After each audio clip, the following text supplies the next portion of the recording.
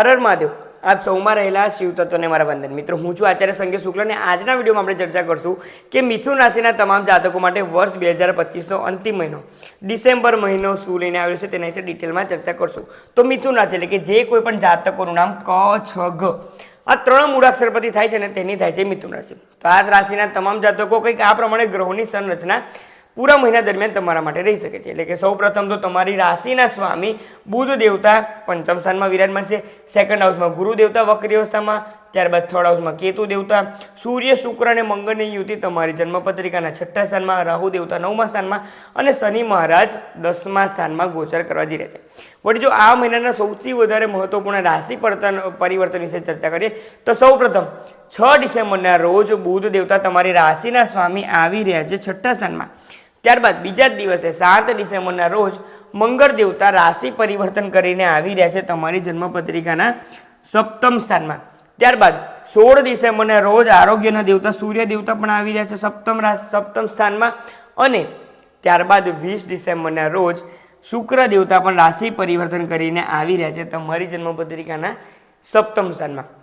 ત્યારબાદ જો આ મહિનાના સૌથી વધારે મહત્વપૂર્ણ રાશિ પરિવર્તન વિશે ચર્ચા કરીએ ને તો ગુરુ દેવતા કે જે તમારી જન્મપત્રિકાના સેકન્ડ હાઉસમાં ગોચર કરતા હતા તે હવે ફરીથી વક્રી અવસ્થામાં જ તમારી જન્મપત્રિકાના ફર્સ્ટ હાઉસમાં ગોચર કરવા જઈ રહ્યા છે।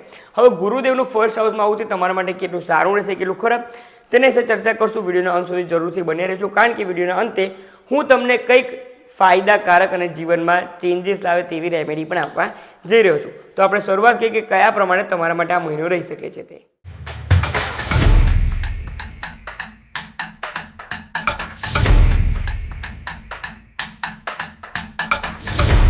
તો મિથુન રાશિના તમામ જાતકો જો ડિસેમ્બર 2025ની વાતની શરૂઆત કરીએ તે પહેલાં હું તમને એક માહિતી આપું તો 30 નવેમ્બર 2025ના રોજ હું એક એસ્ટ્રોલોજીકલ લાઈફ ચેન્જિંગ વેબિનાર કરવા જઈ રહ્યો છું કે જેમાં તમને તમારા જીવનમાં જે કંઈ પણ તકલીફ છે તેના માટે કયો ગ્રહ જવાબદાર છે ને તેના માટે શું ઉપાય કરવા જોઈએ તમામ વિશે હું તમને તે જણાવવા જઈ રહ્યો છું। તમને તે સમજણ પણ આવી શકે છે તે પ્રમાણેનો વેબિનાર છે।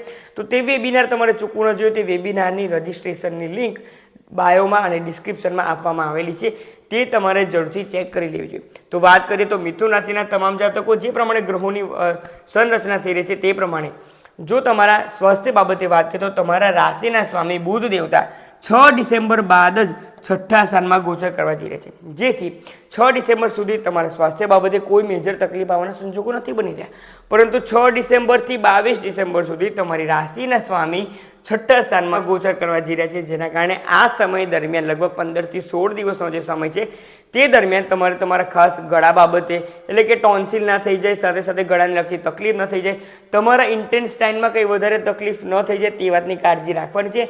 6 થી 22 તારીખ સુધી જો તમે તમારા સ્વાસ્થ્યની કાળજી રાખી લીધી, આહાર અને તમે જે કંઈ પણ બહાર ફરવા જઈ રહ્યા છો તે બાબતે તમારે જો કાળજી રાખી લીધી તો આ મહિનો તમારા માટે ઘણો સારો સાબિત થઈ શકે છે। પરંતુ મહિનાના સૌથી વધારે મહત્વના આજે 15 થી 16 દિવસ છે, સ્વાસ્થ્યની ખાસ કાળજી રાખવાની છે। જે તમે રાખી લીધી તો તમારા માટે મહિનો સારો રહી શકે છે। સાથે બીજી વાત તે પણ છે કે સૂર્ય દેવતા જે આરોગ્યના દેવતા છે તે પણ તમારી જન્મપત્રિકાના છઠ્ઠા સ્થાનમાં છે, જે તમારા આરોગ્ય બાબતે તમને તકલીફ તો આપી શકે છે, પરંતુ 16 ડિસેમ્બર બાદ સૂર્ય દેવતા રાશિ પરિવર્તન કરશે, તેથી 16 ડિસેમ્બર બાદ તમને હળવાશ અનુભવાશે। પરંતુ જે ખરાબ સમય છે સ્વાસ્થ્ય બાબતે તે 22 ડિસેમ્બર સુધી રહી શકે છે।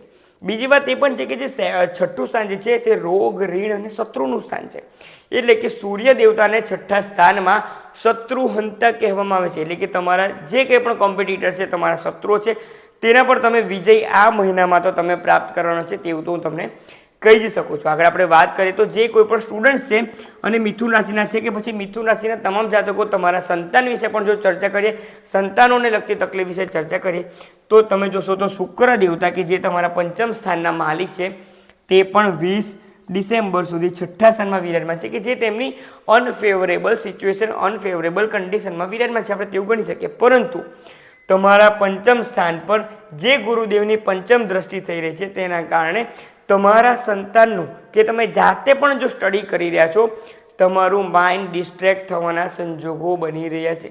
ખાસ કરીને વિજાતીય પાત્ર સાથે પણ તમારું એટ્રેક્શન વધવાના સંજોગો બની રહ્યા છે. તેથી જો તમારા સંતાનને વેલ ફોકસ્ડ તમે રાખવા માગો છો તો તમારે તેના પર થોડુંક વોચ રાખવું જરૂરી છે. ક્યાં જઈ રહ્યા છે, કોના સાથે બેસી રહ્યા છે, કોના સાથે વાત કરી રહ્યા છે, અને જ્યારે ભણવા બેઠા છે ત્યારે પણ મોબાઈલમાં કોઈના સાથે ચેટિંગ તો નથી કરી રહ્યા ને. ખાસ કાળજી રાખવાની છે ફક્ત આ મહિના પૂરતું. જો તે સમય દરમિયાન એટલે કે 6 થી 20 ડિસેમ્બરમાં જો તમે કાળજી રાખી લીધી તો આ મહિનો તમારા સંતાન માટે પણ ઘણો સારો રહી શકે છે. આ મહિનામાં તમારું સંતાનનું સ્વાસ્થ્ય પણ 20 ડિસેમ્બર સુધી ક્યાંક ને ક્યાંક અવારનવાર તમને તકલીફ આપી શકે છે. તેમની પણ કમ્પ્લેન હોઈ શકે છે. તેથી સંતાનનું સ્વાસ્થ્ય પણ થોડુંક વધારે સાચવવાની તમારે ખાસ જરૂર છે. આગળ આપણે વાત કરીએ તમારા લગ્ન જીવન બાબતે. તો મિત્રો લગ્ન જીવનમાં ઓલરેડી મેં તમને જણાવી ચૂક્યો છું કે 6 ડિસેમ્બર અને 7 ડિસેમ્બર બાદ 7 ડિસેમ્બર બાદ જે મંગળ દેવતા અને 16 ડિસેમ્બર બાદ સૂર્ય દેવતા આવવાના છે. મંગળ દેવતાનો 7 ડિસેમ્બર બાદ તમારી રાશિના સપ્તમ સ્થાનમાં આવતાની સાથે જ તમે એક વાત માર્ક કરજો, 7 ડિસેમ્બરથી જ તમારા લાઈફ પાર્ટનરના એગ્રેશનમાં ઘણો વધારો થવાના સંજોગો બની રહ્યા છે. શક્ય તે પણ બની શકે છે તમારા લાઈફ પાર્ટનરનું વર્ક પ્લેસનું જે ફ્રસ્ટ્રેશન છે તે પણ તમારા ઘરમાં તમારા મેરેજ રિલેશનશિપમાં તકલીફ આપી શકે છે અને અવારનવાર નાના મોટા ઝઘડા થઈ શકે છે. તમે તેમને સામેથી પણ કહી શકો છો કે બહારના ઝઘડાને ઘરમાં તમારે ના લાવવો જોઈએ. આ પ્રમાણેનું તમને પણ તે દેખાઈ શકે છે. તેથી 7 ડિસેમ્બર પછી લાઈફ પાર્ટનર સાથે તમારે ખાસ મતભેદ મનભેદ ન થાય તેની કાળજી રાખવાની છે. પરંતુ મિત્રો શાસ્ત્રમાં કહ્યું છે કે ગુરુ દેવતા જ્યારે પણ ફર્સ્ટ હાઉસમાં હોય અને તેમની જો સપ્તમ દ્રષ્ટિ તમારા 7th હાઉસ પર જે થતી હોય છે તેના કારણે અવારનવાર નાની મોટી તકલીફ આવે, પરંતુ ગુરુ જિસકો તારે ઉસકો કોણ ઉતારે, આ પ્રમાણે શાસ્ત્રમાં કહ્યું છે. તેથી તમારા લાઈફ પાર્ટનર સાથે ઝઘડા નાના મોટા થશે, પરંતુ તેમને પણ સમજાશે કે મેં જે કંઈ પણ આ બોલ્યો છું કે બોલી છું તે ખોટું બોલાઈ ગયું છે. સામેથી તે તમારી પાસે આવીને સોરી પણ કહી શકે છે, કારણ કે ગુરુદેવની દ્રષ્ટિ મંગળ દેવતાને તેમને તેટલું બધું કામ નથી કરવા દેવાના. તેથી પરંતુ તમારે તો સામેથી કહી જ દેવાનું છે કે જે કંઈ પણ તકલીફ છે આ ઝઘડાને લગતી નથી, તેનાથી દૂર રાખો તેટલું જ તમારા માટે સારું છે. આ પ્રમાણે તમારે પણ થોડુંક સામેથી કહેવું પડશે. ઝઘડી નથી પડવાનું, તેનું તમારે પણ કાળજી રાખવાની રહેશે. ઓકે, તો આગળ આપણે વાત કરીએ તો તમારા 9મા સ્થાન ભાગ્યસ્થાન વિશે વાત કરીએ તો રાહુ દેવતા તમારા માટે એક સારી વાત તે લઈને આવી રહ્યા છે કે રાહુ દેવતા હવે શતભિષા નક્ષત્રમાં ગોચર કરી ચૂક્યા છે અને ઘણા લાંબા સમય સુધી તમારા ભાગ્યના સ્થાનમાં રહેવાના છે. બીજી એક વાત, ફરીથી હું ગુરુદેવને ઇન્ટ્રોડ્યુસ કરી રહ્યો છું. ભાગ્યના સ્થાનમાં ગુરુ દેવતાની પણ દ્રષ્ટિ થઈ રહી છે, 9મી દ્રષ્ટિ, જેના કારણે મિથુન રાશિના તમામ જાતકો તમે જ હવે કમેન્ટમાં લખો કે તમે જોયું છે કે એપ્રિલ મહિના મે મહિના પછી તમારા માઇન્ડમાં ખૂબ ડિસ્ટ્રેક્શન આવી રહ્યું છે, ખૂબ વધારે વિચારો આવી રહ્યા છે. જીવનમાં કંઈ તકલીફ નથી છતાં પણ સામેથી જ તમે ઓવર થિંકિંગ કરીને ખૂબ વધારે વિચારો કરી રહ્યા છો કે હું આગળ જઈને શું કરીશ, મારે જોબ છોડી દેવી છે ને બિઝનેસ કરવો છે, કે પછી હું બિઝનેસમાં આ પ્રમાણે કંઈક ચેન્જ લઉં. આ પ્રમાણે તમારા માઇન્ડમાં બહુ જ વિચાર આવી રહ્યા છે. ફક્ત તમારા નહીં, તમારા હસબન્ડના, તમારા ઇનલોઝના, તમારા માતા પિતાના, સંતાનના તમામના વિચારો તમારા માઇન્ડમાં ખૂબ ચાલી રહ્યા છે. હવે રાહુ દેવતાનું શતભિષા નક્ષત્રમાં આવતા જ તે તમામ પર સ્ટોપ થઈ શકે છે અને તમે જે કંઈ પણ વિચારો કરતા હતા તેના માટે કંઈક ફર્મ ડિસિઝન, કંઈક યોગ્ય ડિસિઝન આ મહિનામાં લઈ શકો છો. કોંગ્રેચ્યુલેશન અને બેસ્ટ ઓફ લક. તમે જે ડિસિઝન લેવાના છો તે સારું ડિસિઝન લેવાના છો. તેથી આ મહિનો તમારા માટે તે બાબતે ઘણો સારો છે. આગળ વધો. 6 થી 20 ડિસેમ્બર 22 ડિસેમ્બર કંઈ જ જોવાનું નથી. ફક્ત આ મહિનામાં જે ડિસિઝન લેવું છે તે તમારે જરૂરથી અચૂક તે ડિસિઝન લેવું છે. હવે ઘણા એસ્ટ્રોલોજર તે પણ કહેશે કે ભાઈ રાશિના સ્વામી બુધ દેવતા 6ઠ્ઠા સ્થાનમાં છે અને તમે તેમના પાસે ડિસિઝન લેવડાવી રહ્યા છો, પરંતુ તે લોકોને તે નથી ખબર કે 6ઠ્ઠું સ્થાન તે કાળ પુરુષના આધારે બુધ દેવતાનું ઉચ્ચ સ્થાન કહેવામાં આવે છે. તેથી ડાયરેક્ટલી નહીં તો ઇનડાયરેક્ટલી બુધ દેવતાનો તમારા રાશિના સ્વામીનો તમને સાથ મળવા જઈ રહ્યો છે. આગળ વધો, ભાગ્યનો સાથ પણ તમને મળવાનો છે. વાત કરીએ તમારા કરિયર બાબતે. કરિયરના સ્થાનમાં શનિ મહારાજ પણ તમારા માટે ગુડ ન્યૂઝ લઈને આવી ગયા છે કે શનિ મહારાજ 28 નવેમ્બરના રોજ માર્ગીય અવસ્થામાં આવી ગયા છે કે જે વક્રી ચાલ ચાલતા હતા હવે તે માર્ગીય અવસ્થામાં આવી ગયા છે. છેલ્લા 6 મહિનાથી જેમાં હતા તેના કારણે શું થઈ શકે છે? સૌ પ્રથમ તો અત્યાર સુધી તમારા સાથે જે કંઈ પણ પોલિટિક્સ થયું છે કે જે લોકોએ પણ તમને હેરાન કરવાનો પ્રયત્ન કર્યો છે ને, તો આ મહિનામાં હવે તેમને પણ સામેથી થઈ શકે છે આ વ્યક્તિને તેટલું બધું હેરાન કરવું ન જોઈએ, કે પછી હાયર મેનેજમેન્ટમાં તે વાત કોઈના થ્રુ પહોંચી ગઈ હોઈ શકે છે અને તે લોકોને પણ ઠપકો મળી શકે છે. તમારે ચૂપચાપ તમારું કામ કર્યા કરવાનું છે. તમારા જે આઈડિયાઝ છે તે તમારે આપતા રહેવાનું છે ઓફિસ મિટિંગ્સમાં કે કંઈ પણ તમારે તે કાર્ય કર્યા કરવાનું છે. તમને સફળતા અચૂક મળવાની છે જ, તે તમારે ધ્યાન રાખવાનું છે. જે લોકોને જોબ નથી મળી રહી, નવી જોબ માટે પ્રયત્ન કરી રહ્યા છે, આ મહિનામાં 100% જોબ મળવાના સંજોગો છે.